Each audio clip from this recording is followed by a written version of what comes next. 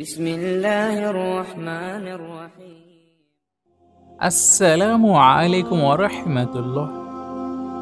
একজন নারী নামাজ পড়ছিলেন আল আকসা মসজিদে। ঠিক তখনই ইসরায়েলের সেনারা তার দিকে হিংস্র কুকুর ছেড়ে দেয়। কিন্তু এরপর যা ঘটেছিল তা ছিল এক অবিশ্বাস্য অলৌকিক ঘটনা। সুবহানাল্লাহ!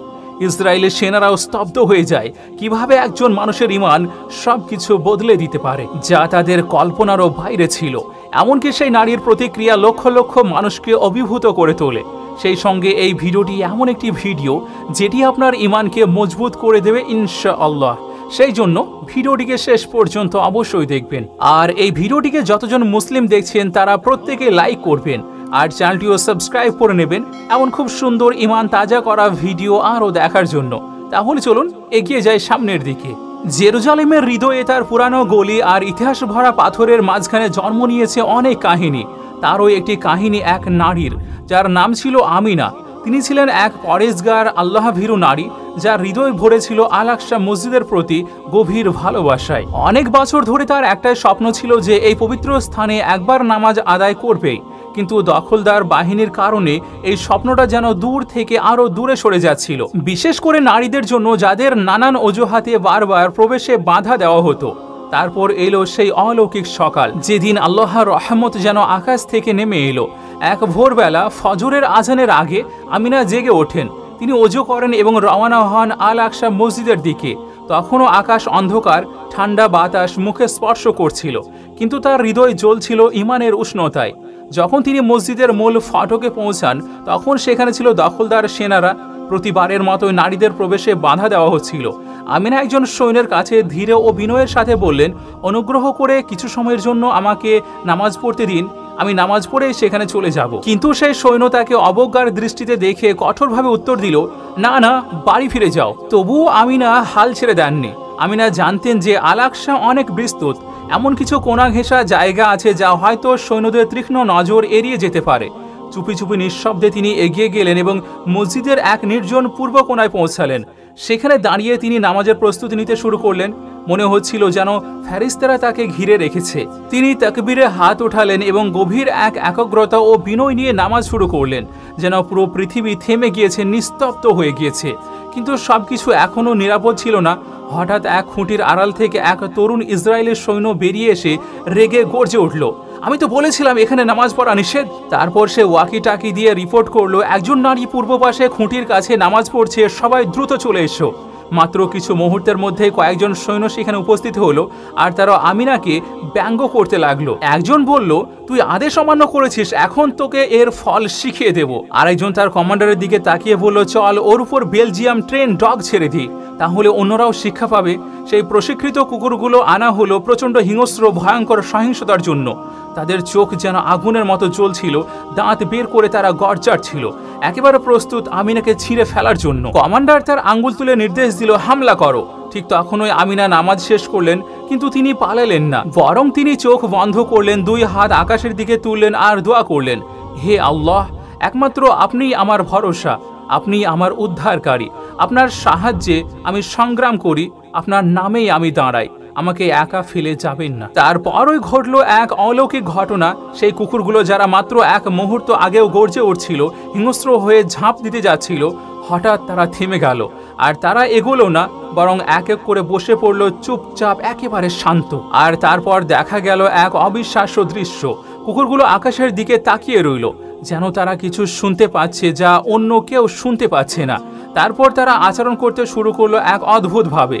একটা কুকুর হঠাৎ রুকুতে চলে গেল, তারপর সিজদায় নেমে পড়লো, আর একটা কুকুরও এই একই কাজ করলো। সবাই সেই দৃশ্য দেখে হতবাক। এই ভয়ঙ্কর হিংস্র কুকুরগুলো যারা মুহূর্তে আগেও ছিঁড়ে খাওয়ার জন্য ঝাঁপিয়ে পড়ছিল, এখন তারাও আমিনার মতোই সিজদায় পড়ে গেল। সেনারা দাঁড়িয়ে গেল একদম জমে, তারা নিজেদের চোখকেও যেন বিশ্বাস করতে পারছিল না।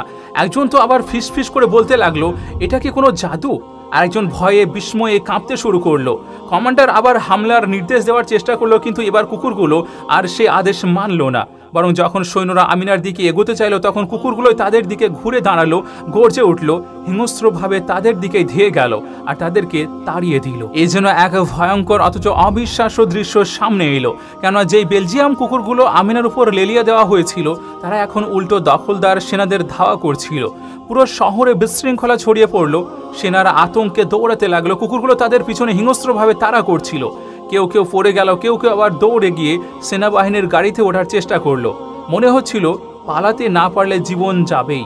এইদিকে আমিনা এক অবাক করার শান্তি নিয়ে সেজদা থেকে উঠলেন, যেন কিছুই ঘটেনি। তার নামাজ চলতে থাকলো একটুও ব্যাঘাত ছাড়াই। এই ঘটনা মুহূর্তের মধ্যে আগুনের মতো ছড়িয়ে পড়ল গোটা শহরে।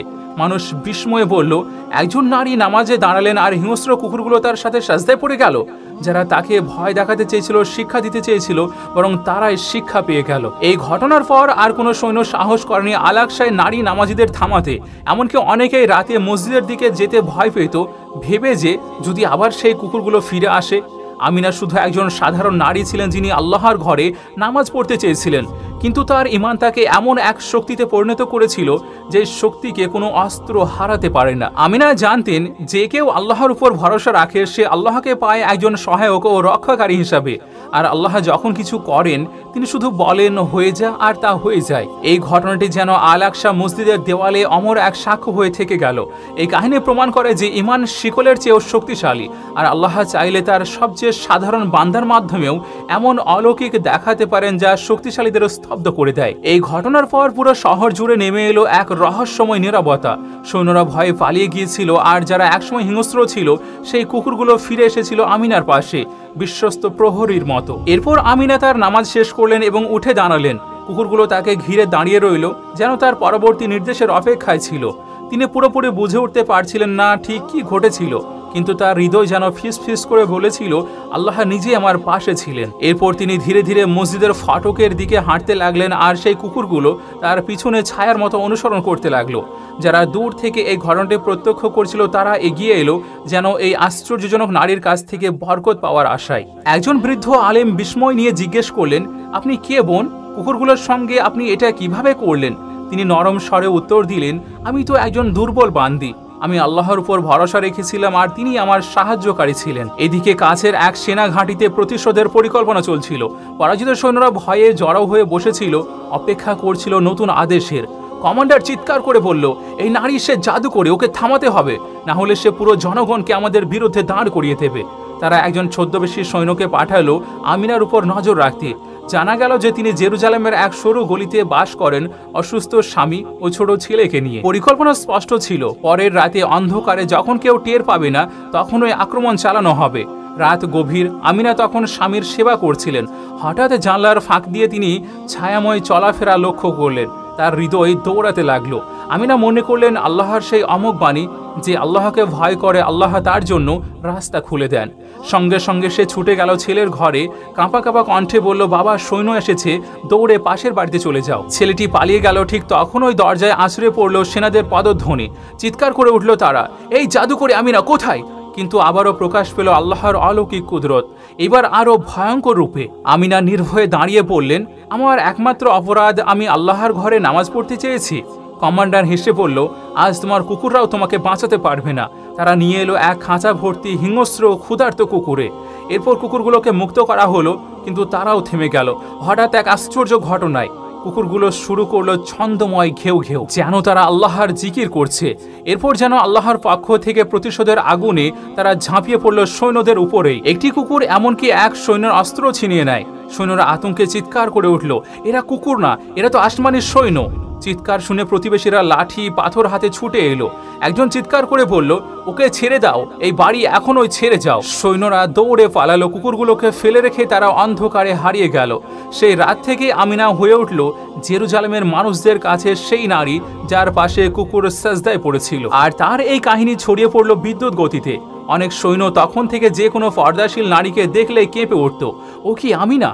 কিন্তু আমিনা খ্যাতি চাইনি প্রতিশোধ। তার একমাত্র আকাঙ্ক্ষা ছিল শান্তিপূর্ণভাবে আল আকসা মসজিদে নামাজ পড়া। এরপর আর কোনো সৈন্য তাকে বাধাই দেয়নি, বরং অনেকে তাকে দেখে সরে যেত, যেন কেউ এক অদৃশ্য শক্তির ভয়ে কেঁপে যায়। আর সেই কুকুরগুলো যারা একদিন তার সাথে সিজদায় পড়েছিল, তারা রাতভর তার ঘরের আশেপাশে পাহারা দিত। মনে হতো আল্লাহ তাদেরকে তার রক্ষা করার জন্যই পাঠিয়েছেন।